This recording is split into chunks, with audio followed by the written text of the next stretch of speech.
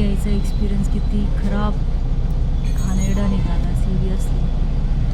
मी विचार करायची कधी-कधी की जेव्हा मी मुंबईला होते त्यावेळेस मी विचार करायची की मुंबईची लोकं किती खराब आहे, असं तसं.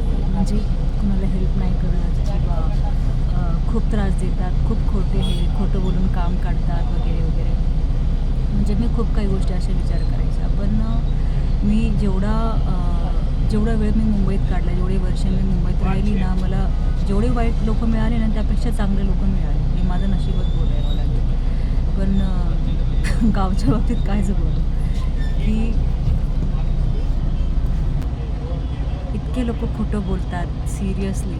माय गॉड! म्हणजे मला असं वाटतं की गावी यायचा एक्सपिरियन्स माझा सगळ्यात घाणेरडा निघणार आहे आयुष्यातला माझा. एवढे खोटे लोकं म्हणजे आपले काम काढण्यासाठी कोणाशी किती खोटं बोलायचं, कोणत्या लेवलपर्यंत खोटं बोलायचं. तुमच्याने काही नाही होत कुणासाठी तर सरळ नाही बोलून टाकायचं. उगाचच कुणाला खोट्या आशेवर नाही ठेवायचं. आणि इट्स ओके यार, ठीक है, कोई किसी के भरोसे नहीं है यहाँ पे. जिसने दुनिया दिखाई है, जिसने ज़िंदगी दी है, सवारेगा वो ही.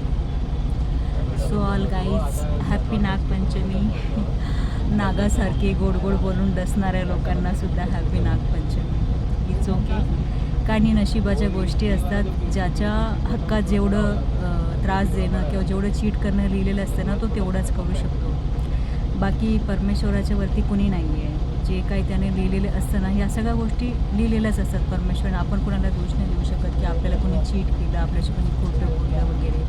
काही नाही, तसं काही नाही. ह्या नशिबाच्या गोष्टी मी ह्याच गोष्टी मानते. आणि मला कोणापासून राग स्वभाव वगैरे काही नाही आहे. याला मी माझ्या आयुष्यातलं एक खूप घाणेरडा क्षण म्हणून विसरून जाईन. आणि वाईट आठवण मी माझ्या गावातून माझ्या मनात घेऊन जाणार आहे.